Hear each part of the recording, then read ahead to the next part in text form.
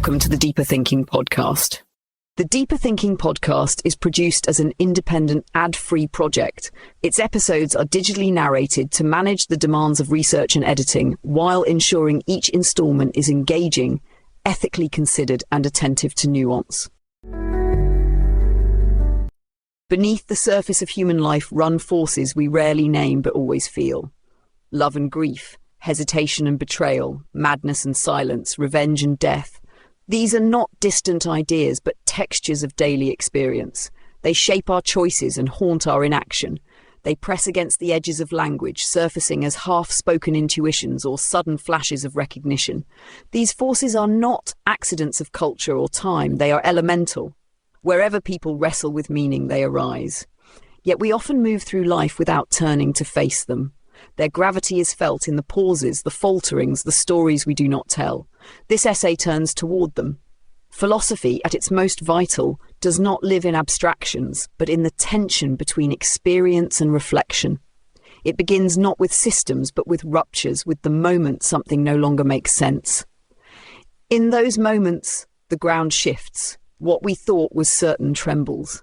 Philosophers have long tried to trace these breaks.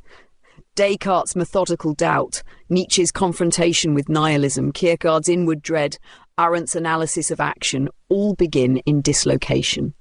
Their work invites us to dwell where clarity fails, not to despair, but to ask more honestly what it means to live.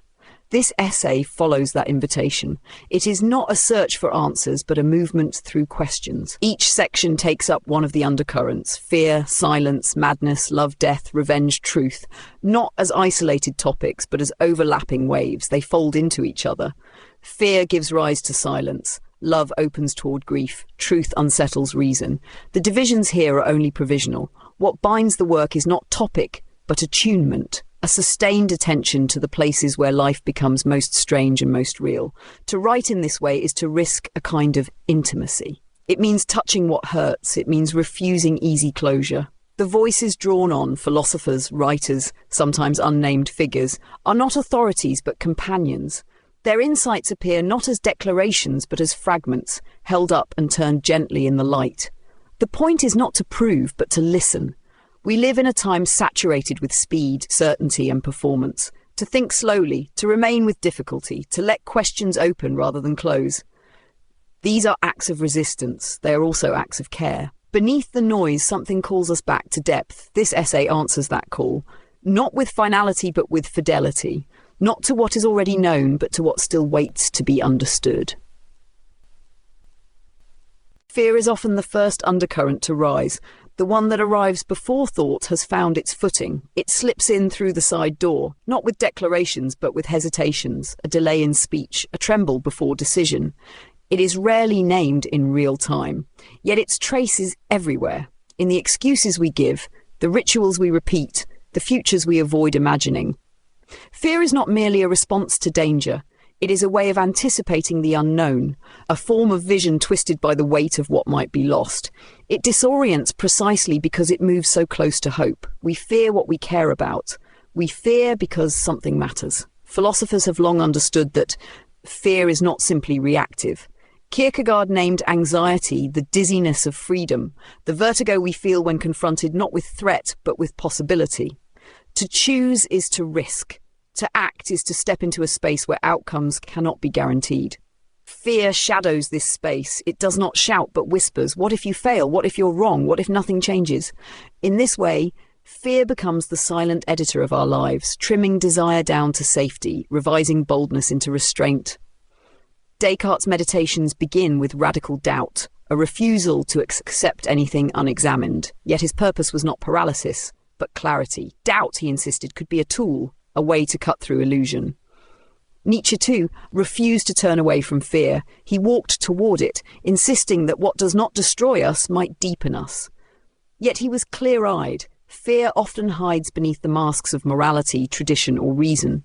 We convince ourselves we are being prudent when we are merely afraid. Arendt offered a political dimension. She reminded us that action always involves unpredictability, and that this unpredictability is what gives action its meaning. Fear is the price of freedom. A life without fear is not a life of peace, but of detachment. Indifference does not tremble, it shrugs. To fear is to stand in relation to others, to the world, to one's own possibilities. It is a mark of investment. Fear, then, is not simply something to overcome, it is something to understand. Beneath it, we find our attachments. We fear not just harm, but exposure, the risk of being seen, the pain of being misread. Levinas insists that our relation to the other calls us into responsibility, and with responsibility comes the terror of failing. To feel fear is to be close to what matters. The question is not how to erase it, but how to move with it, to let it point, not dictate, to hear in its tension the signal that something is at stake, and to step forward anyway. Silence is often misjudged as absence, as the mere lack of sound or speech. But silence is not a void. It is a presence with its own gravity, its own texture. It wraps around language, gives it shape, and sometimes says what words cannot. We encounter silence in the aftermath of grief, in the weight of a withheld confession, in the breath between question and answer. It signals that something is happening or has happened that resists articulation. Not all silences are equal. Some protect, some wound, and some reveal what we were not ready to admit. Silence, like fear, speaks in its own way.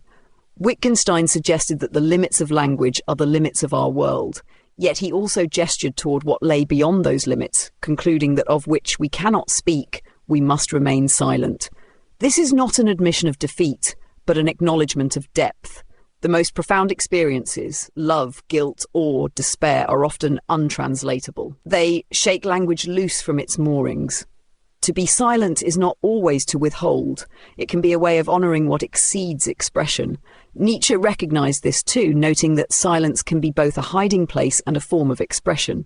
It can reflect refusal, a turning away from falsity, or from language's failure to hold meaning. Silence can be active. It can refuse the world's noise, its simplifications and slogans, but it can also shelter complicity. Arendt warned that silence in the face of injustice is not neutral. It is participation by default. To stay quiet when speech is called for is to accept, to allow, to assent by omission. Levinas deepens this tension. For him, silence becomes ethical not when it withdraws, but when it listens. True silence, the kind that attends to another without interruption or appropriation, is a form of presence. Simone Weil similarly describes attention as a kind of prayer. To listen fully is to refuse the impulse to dominate. It is to leave space for the other to emerge, uncoerced, uncorrected. But silence also protects fragility. When language falters, when the heart is broken or joy is too sudden, silence holds what might shatter under explanation. It is not always virtuous, but it is rarely meaningless. In a time of constant commentary, to withhold speech can be an act of discipline. It reminds us that not all meaning is spoken. Sometimes it is simply born. The question is not whether to speak or remain silent, but whether our speech or our silence does justice to the moment. Madness moves at the edge of reason, where language, phrase, and understanding trembles. It has long unsettled philosophers because it challenges the stability of thought itself. Madness is not only an affliction, but a mirror, showing us the fragility of what we consider normal. Foucault argued that the concept of madness is socially constructed, that to be called mad is often to be excluded, silenced, removed from the realm of the reasonable. But what if madness is not simply a disorder, but a form of truth-telling too strange or too raw for accepted discourse? Kierkegaard described despair as a sickness of the self, not a clinical symptom, but an existential unravelling. When we can no longer hold together who we are with who we feel we must become, madness arises as a rupture. In this view, madness is not foreign to us. It is intimate. It exposes the cost of selfhood and the dangers of internal contradiction. Nietzsche, too, saw madness and genius as neighbours. The intensity that fuels visionary insight may also corrode the mind that bears it. The line between revelation and breakdown is thinner than we often care to admit. Levinas invites a different approach, one grounded in ethics. He suggests that even incoherence demands a response, that we are called to responsibility not only by clarity but by suffering, even when it arrives tangled in confusion. To hear the so-called mad voice is not to romanticize pain, but to remain open to truths that resist form. This is not about decoding symptoms, but about staying present to the cry beneath them. Arendt warns that societies too often wield reason to exclude. Madness in this light becomes a label that protects the status quo by casting difference as deviance. And yet, madness is not only a challenge to society, it is a personal crisis. The loss of coherence, of connection, of control. These are not metaphors, they are lived realities. Madness isolates. It frightens. It reminds us that the mind is not a fortress but a field, open to weather, erosion and sudden storms.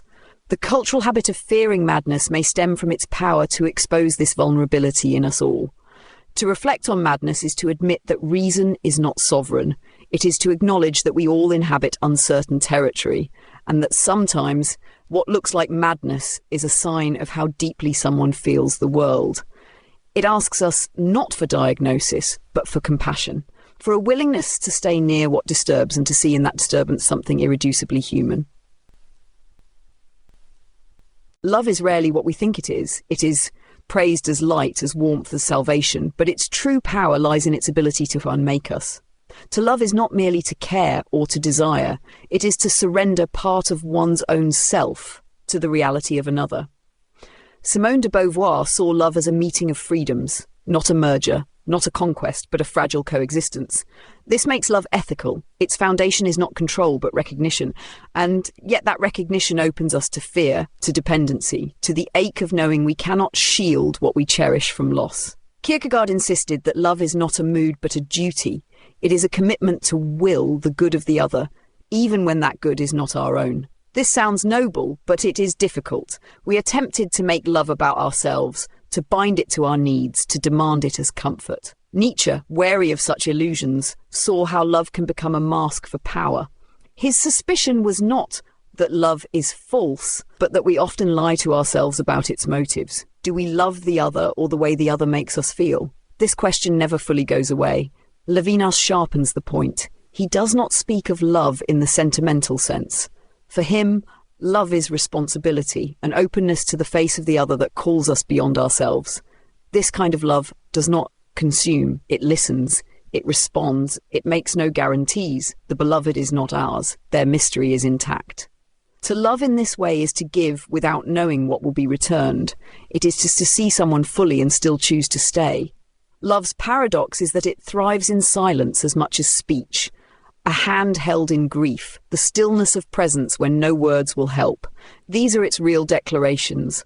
Arendt observed that love often stands apart from public life because it refuses spectacle. It is private, particular, vulnerable, and that is its strength.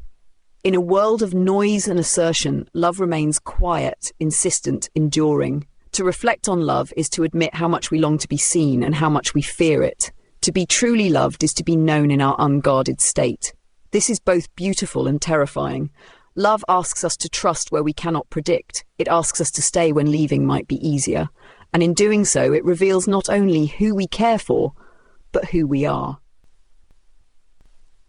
Death is the horizon against which all our choices cast their shadows. It is not simply an end, but a presence, the silent condition beneath every moment.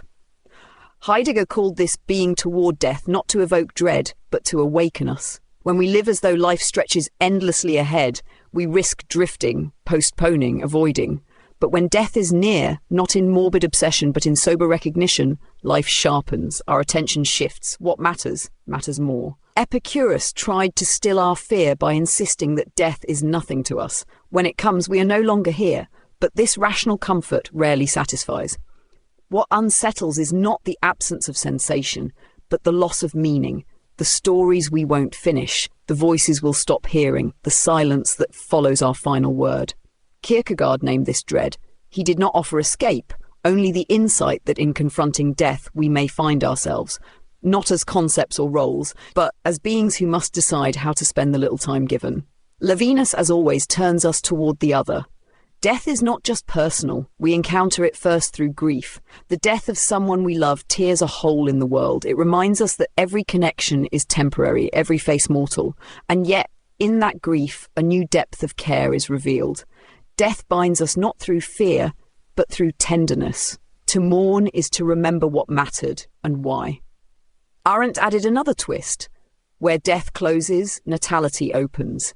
Each ending implies a beginning. Finitude makes room for action. Our choices have weight because our time is limited. This tension is not a flaw in life, but its structure. Nietzsche pressed it further. His notion of eternal recurrence, the idea that we might live the same life over and over, is not a metaphysical claim, but an ethical challenge. Could we affirm life, all of it, even the pain, so deeply that we would choose it again? To reflect on death is not to despair, but to clarify. We are not promised another day. This truth need not paralyze. It can release. It can free us to speak what we've delayed, to forgive without certainty, to love without waiting. Death is certain, but in that certainty lies a strange freedom. The chance to live fully, to care urgently, to be present before the moment slips. We are not here forever, but we are here now. Revenge reveals a knot at the centre of justice, a tension between the desire to heal and the urge to wound. It begins with a wound, often real, sometimes grievous, but when the wound festers, it calls out not for reparation, but for retribution. What was done must be undone, or at least answered. The pain must be returned.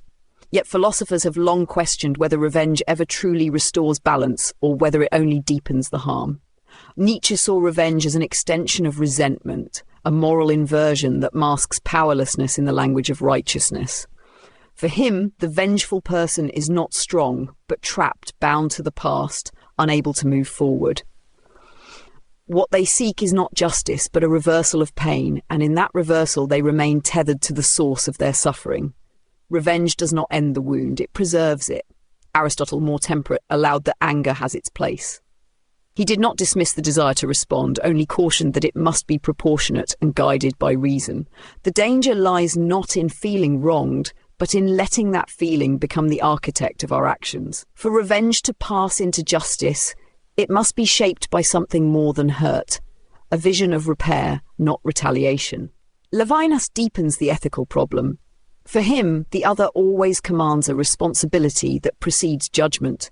Even when wronged, we are not released from this call. To respond with revenge is to forget the face of the other, to reduce them to their harm. This does not mean excusing injustice, but resisting the temptation to mirror it. Forgiveness, though not always possible, offers a rupture in the cycle, a refusal to be defined by pain. Our aunt warns of what happens when revenge escapes its boundaries. In politics, cycles of vengeance escalate quickly. One wrong feeds another. Violence becomes language, and soon no one remembers the original grievance.